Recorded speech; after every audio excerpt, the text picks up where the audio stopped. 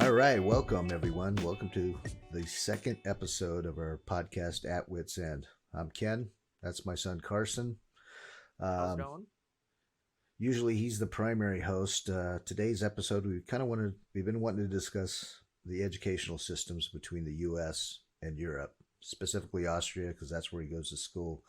And one of the reasons is because when people ask me what is Carson doing, I'll say, well, he gave up his corporate life and he's in Austria studying for his master's at JKU, Johann Kepler University.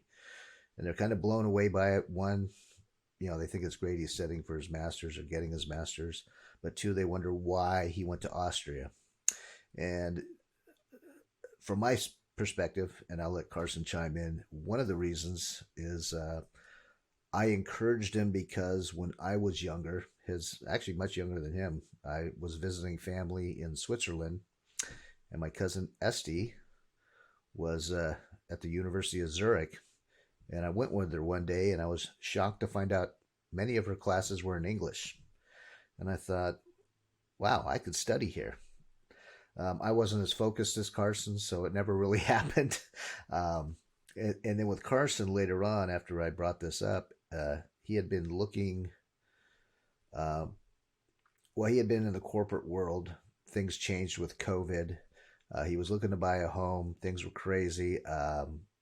Working remotely, he decided Yeah, and this applied, this and was what two and a 2020, half.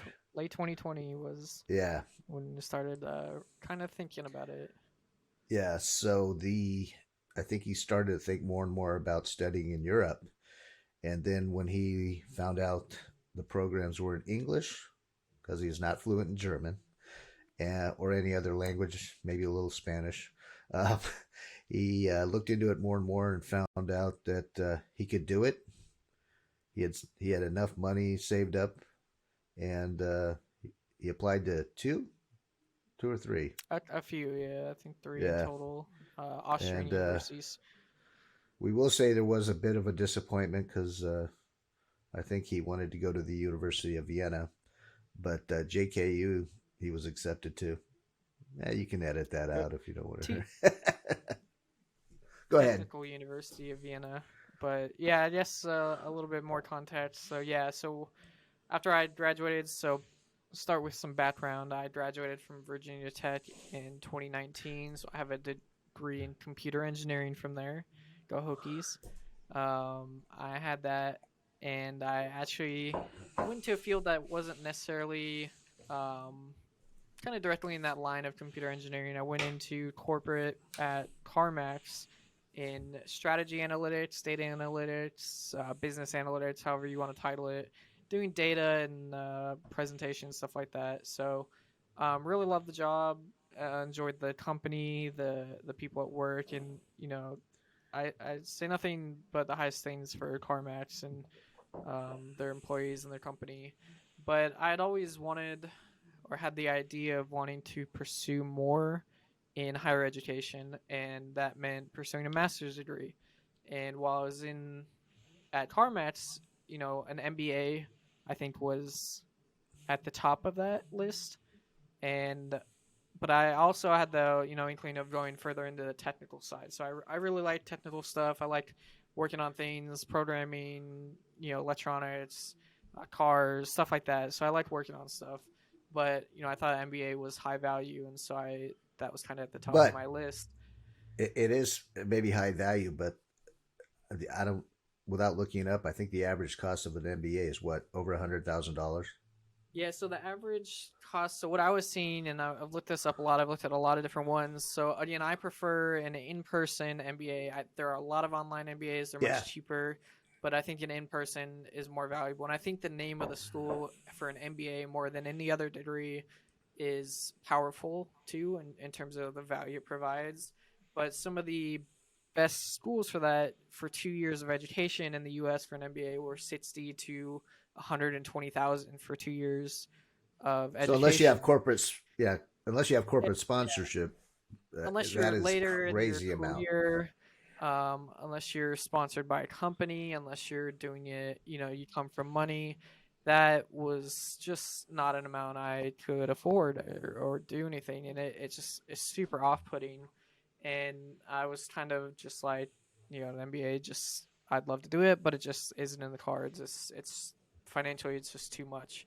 And I had a good job and everything, but it wasn't gonna cover it. So I looked at a few other areas, so that kind of put off the NBA.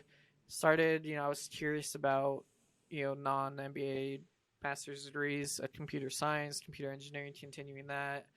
But again, a degree in the U.S. is expensive. This is a common theme throughout current, America right now, talking about cost of tuition at higher education institutions. It's absurd. It's very expensive, and I went through this. So at my undergraduate degree, I went to Virginia Tech. I was not a Virginia citizen, so I was out of state tuition for the first couple of years.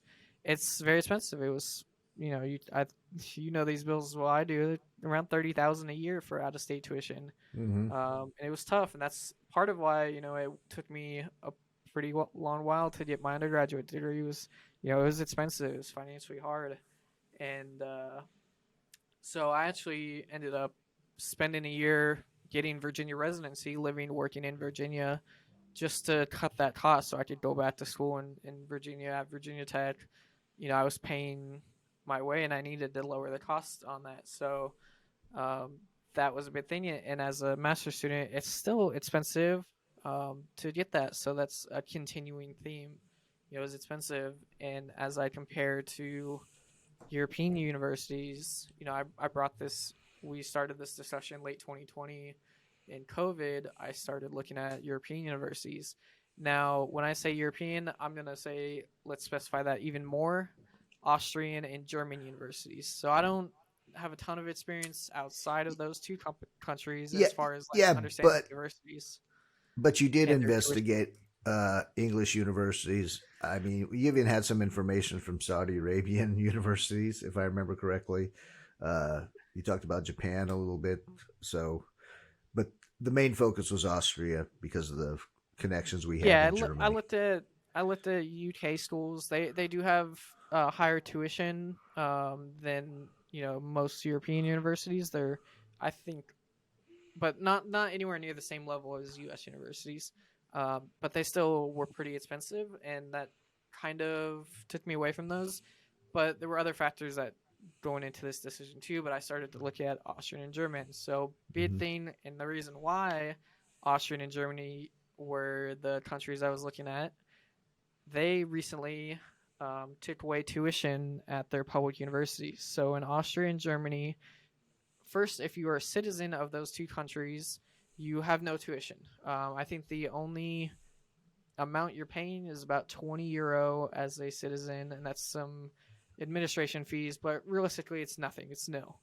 Hmm. As an international student, you still get that benefit, which is massive. I mean, this is one of the biggest reasons I think people should look into Austrian and German universities, public institutions, because it's still, as an international student, you get that. So my current tuition at Johannes Kepler University in Austria, a public institution, 20,000 students here, accredited. Great It's institution. it's a great school. I pay Leader in AI. 750. Yeah, so I pay €750 in tuition. I think a lot of people in the U.S. can't fathom that. To go to what's a I pretty large size school in Austria for €750 a semester. I compare it to the JCs in California. I think that's probably a similar cost to go to a JC here. Yeah, Would you agree? and Yeah, that's without even factoring in everything else around that. So, right. 750 tuition. I think it's more expensive to go to a junior college in California, and as far as tuition, I'm I pretty think sure. overall, yeah, I think Um, overall, yes. well, tuition I think is more expensive. I'm not Yeah, sure on what the scholarships or financial aid, if you factor that, but just base tuition, I think at a junior college in California is more yeah. expensive than I think you need a to take financial aid out in any comparison. yeah, but that's not a bachelor's granting Yeah, institution where these schools in Austria and Germany are, and and the one thing I want to say too is you're not getting a lower education. These are still international research universities, because you can even go to some of the best schools in the world. So, Technical University of Vienna, fantastic school based in Vienna, pretty international. The other one that I was really curious about, but it's one of the best schools in the world for science and engineering degrees, Technical University of Munich, another school that has free tuition. Shouldn't say free. Again, there's fees to it, but it's very minuscule. It's basically free. But those schools are at this still high level. You're getting a fantastic education. You're just, you're not paying the Well, I think exorbitant tuition of American colleges. I think you're getting a really a broad based experience too, because the diversity of the students from the Middle East, from Asia, from Europe, Africa. Africa, the U.S. So the experience itself is different. I will say they do not have the athletics programs that we have here. So you're not going to watch the, well, I take that back. You may watch the Linz football team in the future, but you're not going to go to a stadium and watch your university have a rival. But as far as Yeah, the we'll educational get aspect into. of it, I think we'll get into culture a little bit later, but I want to later. finish this discussion on kind of financial and because there's a few other aspects you have to look at too. So again, I'm speaking to Austrian and German education. I know this is similar in England. I'm not sure about other countries in Europe. One of the things that is very different between European schools and American schools is how education is set up in terms of getting your classes to get your degree. In Austria, at my school, it takes 3 years to get a bachelor's degree. In the US, at Virginia Tech, at every other school, to get a bachelor's degree, it is 4 years. Now, the big difference there is when you come to school at JKU in Austria, you go straight into your degree program with your specific classes for your degree. You do not have general education courses. Now, you can take stuff like language or business if you're like an engineering major and you want to take business classes or language classes. You can do that, It's more of but a you don't personal have to. choice. Yeah. Yeah, it's a personal choice, and you're directly into your degree. You are going 3 years, and you can get that paper with your bachelor's degree. Compare that to the U.S., you're spending 4 years, if not more, if you can get, because we've talked about this in the past. A lot of California colleges are impacted. You can't, and other schools, the most popular schools throughout the country are impacted, meaning you can't always get the classes you need to graduate. There's so many people trying to get those Well, courses. yeah, and I will interject. Of my three children, all three went out of state from California. Reasons are classes are impacted. You've got way too many students competing to get into every university in California. And once you're in, yes, Carson points out it's a 4 year degree. We were told many a time while touring campuses it's probably going to be 5 years. I remember touring UCLA, and it was a local kid giving us the tour, and he said, "I'm on my 6th year," and that was shocking. And add the cost to that. Yeah, he was having a fun time, great experience, but he's taken 6 years going full time to get a 4 year degree. So Yeah, and so yeah, so I went to Virginia Tech, so I did all my education at Virginia Tech. My brother and sister both did community college into a 4 year school and a bachelor's granting school. So I took a little bit different path than my brother and sister. but your sister was also enrolled in a California university and lost her spot because she failed or we failed to pay a $80 fee, which is ridiculous, stupid, and I am totally I have negative opinions of the California university system. Let's just put it that way. Yeah, so I guess back to the financial discussion of this all. So again, it came down. One of the big factors for me was I can afford to go to school with the money I saved up. Tuition only, obviously. If I Mm-hmm. were to go to school in the U.S., the money I saved would purely go to tuition. Here, I can use that towards cost of living because my tuition is so low. So getting into cost of living, again, it varies a lot in the U.S. Where you're at, getting your education. I went to school again at Virginia Tech in Blacksburg, pretty rural town. It is a college town, so rental can get higher because they know students need places to live. But everyone knows cost of living in the U.S. can be very, very high, especially in California. Going to California institutions, going to schools in New York. There's a lot of institutions that can be very expensive, and even in college towns like I was at in Plattsburgh, rent can get high because they know students are looking for places and there's not enough. There may not be enough to live. I know. Availability, Yeah, I know recently. equality. Yeah, I know recently at Virginia Tech they had struggles with getting students in dorms pre-COVID, but getting dorms for students, so they were actually putting people up in hotels. But cost of living is another factor. Here, I'm putting all my money I saved. I have a private room. I'm living in. I pay about 500 euros a month for my room. I know recently with And it was a brand new flat, brand new yeah, I live in a building, never brand new lived in building before. right near campus, so I walk to school every day. So cost of living much lower here in Austria where I'm at. Now I'm not in Vienna, so in Vienna it's going to be a little bit higher, but they do have student dorms and student buildings where cost is a little bit lower. Um, but But again, you need to it's also, you got to mention the story that where you're at, we found out later was considered the wealthy rich kids building. And we kind of had to laugh about that because what you're paying would be to probably share a room if you were at UCLA or Santa Barbara or even in Blacksburg. You'd probably have your own. I don't know. you'd have your own room Five for sure and at bathroom and $500 a everything. month. Yeah. Uh, But I again, question it's that. yeah. You know, some of the other kids at dorms here in at JKU, yeah, call this the rich kids dorm. But like you're saying, to me, this didn't financially feel that way, but I guess it is. That's coming. I'm coming from having lived in California, Atlanta, and different places. So this felt to me like comfortable. It was definitely comfortable, but wasn't rich to me. Um, but again, that's kind of shows the signs of the cost of living difference between the two areas. So it's something it's a huge factor to consider is being able to afford not only to go to the school but to live at a place where you can go to the school. Well, and I'm sure you're going to get into it. The fact that you're in Austria, probably one of the most scenic, beautiful countries in the world. You're in northern Austria.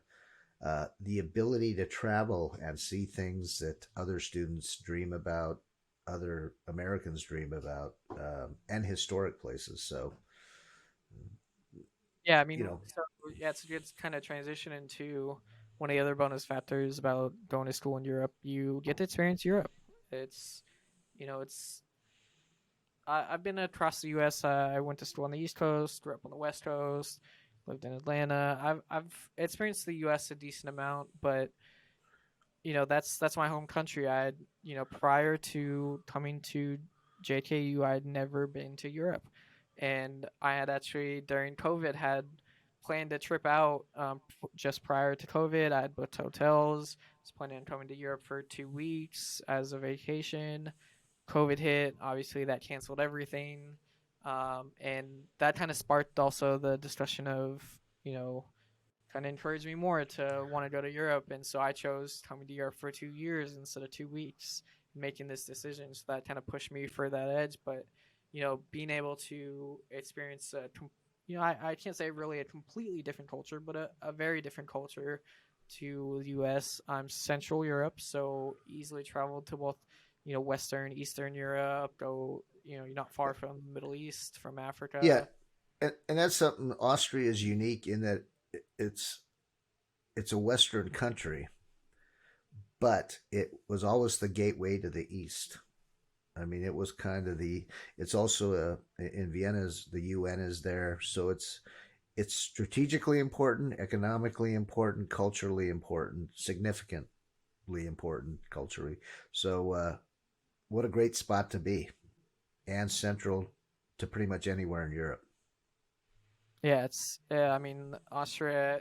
Austro-Hungarian Empire, the Habsburgs. It's an old Hmm. culture, very historic and important to history. And lucky enough to experience that, and that was a big factor as well into my decision to come here. And I've been lucky enough, like I was saying, part of it was to be able to travel and experience Europe.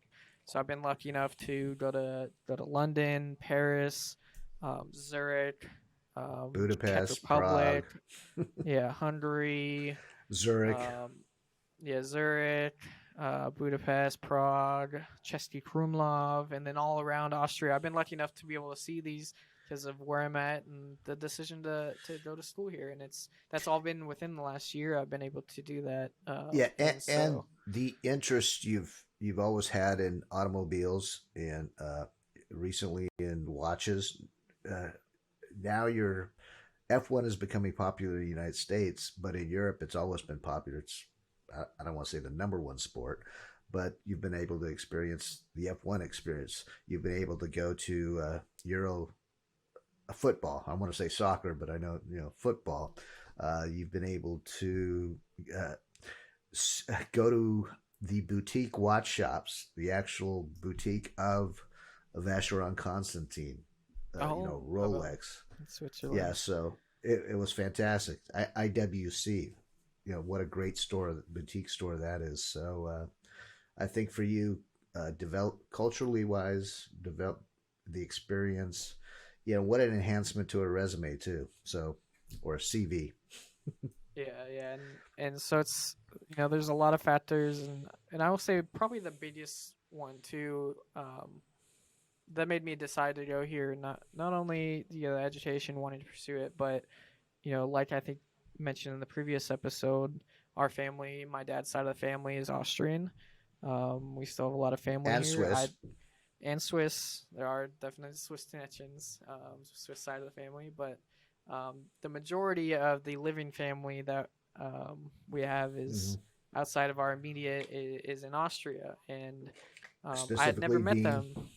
Yeah, I'd never met them. I'd never been able to interact with them, so this was another big factor. And this is a more unique one to me, so I'm not going to get into it too much, but that was a big factor in me deciding. My grandma was born in Vienna, pre World War II. Met my grandpa in Vienna, and that's how the Whitwer family tree kind of got to this point. It all started kind of in Vienna and at the Chattanooga Choo Choo in Yeah, I mean Vienna, to be which able is to still there. go to the bar that your grandmother and grandfather, uh, I don't want to say met at, but I know they danced there, the USO dances. They I mean, enjoyed it. that's, Yeah. yeah. And to still have pictures of Benny Goodman on the wall, the murals that they have down there. So, uh, kind of Yeah. connecting to the past. Shout out to the Chattanooga Choo Choo. If anyone knows it in Vienna, it's still there. The underground is still cool. But important part of the Whitworth family tree, that place, and to be able to see that was very cool. Um, Yeah. but I'm curious. I've talked a lot about why I came to Europe. I want to kind of broaden this. So I also went to Virginia Tech. I have student loans, and I went to school there and all that. I'm curious. I want to hear from someone that went to school at a university, that I think his university is very different now than what it used to be. But I'm curious what your university experience was like. What made you choose it? Kind of compare it and contrast to mine. Well, I would say I was, as I mentioned earlier, much less focused. It was a different time. The only reason I went to UCSB is because I went to Santa Barbara City College and I could get in easily. There was a direct link between the two schools. You just had to finish your requirements and you were automatically accepted into UCSB. So the great thing about it now is nobody can get into UCSB. It's if not the one of the most impacted universities in California, so it makes it one of the most impacted universities in the United States. They have a great robotics program. It is actually a university that is on the beach, but I will mention so is Santa Barbara City College. People mention Even better Long. beach. Yeah, people mention Pepperdine, a private university in California, or Long Beach State as being on the beach. I can't think of any university that is actually on the beach, and Santa Barbara City is actually on the beach. During the people would go down and study on the beach. You could, in between classes, go out and surf at Sands if you wanted to. In my time, they didn't have it, but they have the float where everybody. I think they still do that. They go out and float on inner tubes during Isla Vista. The rumor was, or it was always said, it was the most populated square mile in the United States, or west of the Mississippi, something like that. And if you've been to Isla Vista, it's pretty much true. And that is the little village where all the students live because there's not enough dorms on campus there. So when I went to school, I think there was financial aid, but it wasn't dependent on that. I worked while I went to school, so I never had the debt build up. And I want to say back when I went, it was maybe 3,500 or 4,000 to go to school at UCSB. I'm guessing it's probably $38,000 a year now. I don't know. The problem with UCSB is the housing. I mean, your flat, your apartment, or dorm, whatever you want to call it, it's private, so it's not part of the school. In Santa Barbara, in Goleta, in that would probably be $1,000 a month at least, maybe more. Probably more, yeah. Yeah, I mean, if you're from Santa Barbara or a UCSB graduate, you're following the controversy of the dorms. Currently, right now, the controversy is they're building dorms that look like prisons. Because they have no windows. Yeah, yeah, no and it's windows. I designed think by they have skies. prison architect. It's Yeah, but on my side of the deal is, when I went to school, people lived in garages. You shared rooms. Uh, I would have loved to stay in that place while I went to school, but it's a different perspective. But as far as overall, it was a great school. I wasn't as focused. I wish I had actually pursued going to school in Europe. That's why I think I pushed you a little more. As I said, I am somewhat of pessimistic on the education system in California specifically, and maybe the United States, because it seems to be all about money, and we're putting students in debt. I think the experience is a lot tougher. I think with COVID, it's changed a lot. And I think more students are no longer going to be living on campus and looking at remote. Whereas for a fraction of the cost, you can go to Europe. Depending on your program, you can study in English. You can interact with other students from around the world, and you can travel. The students in the United States, it was always a thing to graduate, maybe take a gap year, or you take a month and you travel backpack Europe. You used to get a Eurail pass, but now it's cheaper to fly. But think about, instead of doing that, just go to school in Europe. So you've got 4 years or 2 years. Yeah, I Yeah, mean yeah. that's true, So definitely, and I don't mean to say that American students should be going to wanting all everyone should be wanting to go to school in Europe or abroad.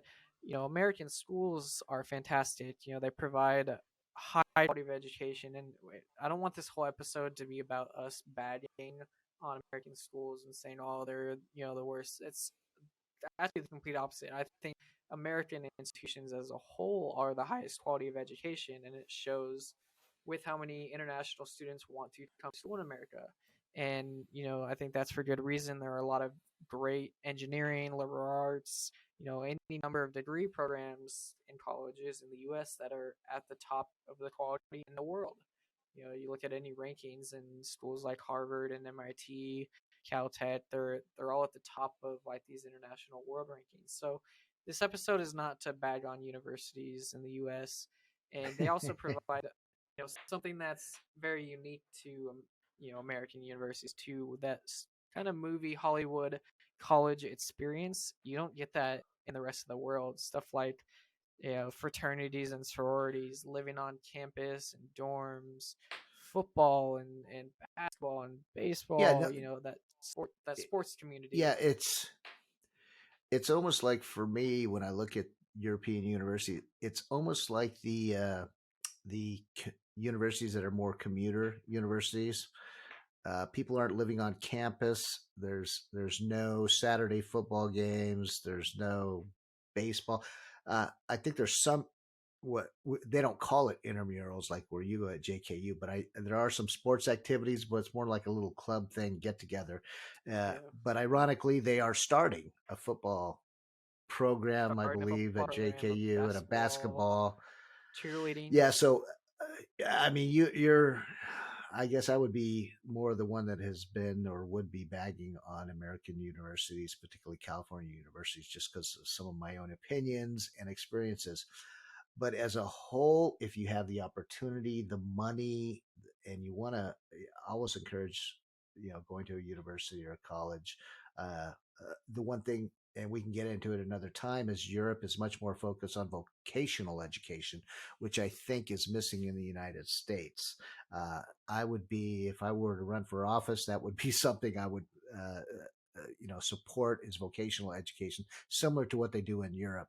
But cost The wise, it's experience the wise, culturally, Yeah, I think what you talked a little bit about earlier, the raw value in an education in countries like Austria and Germany is much higher because you are paying more in the US for other stuff outside of just a pure yes, education. So value wise, if you're a shopper that's couponing and looking for the best value, that's a European education.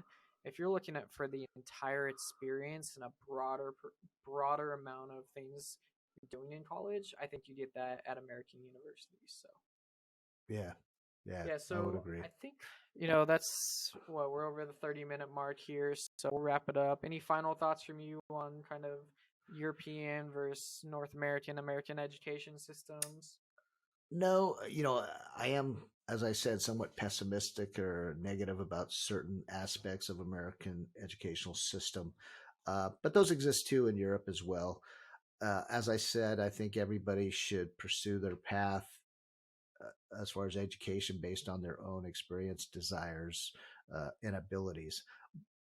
Our goal here is, I think, to just enlighten people, specifically in the United States, that there are other options, maybe more cost effective. Like we talked about, people who have gap years and semester abroads or whatever. You can actually do that and expand it and get a master's degree or a PhD. In Europe. What a great opportunity! Something that I was somewhat aware of, but if I, looking back now, I would have done it.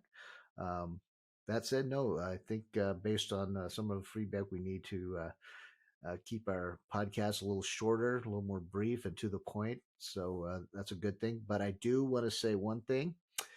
Shout out to our one of our local little leagues, Tri City Little League of Rockland, California, the representatives in the Western region for Northern California, of which both my children all had experience going to the Western regionals. Uh, they won their first game Friday night, beating Awesome. Arizona 5-0. So one step closer to the Little League World Series, and congratulations, guys! With that, I'll Awesome. let you sign Awesome for off, Tri Carson. City. Till next time. Yeah, I just want to just leave it at this point, and this whole episode was just meant to open their eyes, add another option to people considering, university education. It's not pushing you towards doing this, but just some of the pros and cons to it all. Everyone's path is unique that they're wanting to take. My path has been unique and long, in my opinion, but it's been the path I've chosen, and Yeah, I don't regret choosing it. but and also, if you have any questions or comments, whether you're a parent, because I also have parents say, "Wow, really, my kid could do that," or if you're a student, even a sophomore in high school, or just something you want to look at down the road, shoot, Yeah, contact us, and maybe not yeah, me, but reach out to Carson will get us. back to you with a true opinion. Definitely, yeah. You can find us on YouTube at Wits End Podcast. You can find us on TikTok at Wits End underscore at the end, all lowercase. And you can always email us at witsendpod@gmail.com. We'd love to hear your feedback if you have any questions. For me about studying in Austria or Germany, about my more about questions about what I've done. Definitely comment, send us an email. Be happy to discuss that with you. So, yeah, that'll end our podcast episode 2. about education and higher education systems in Europe and the US. We'll see you back here next week for another edition of the weekly podcast at Witt's End. Thanks, everyone. Cheers.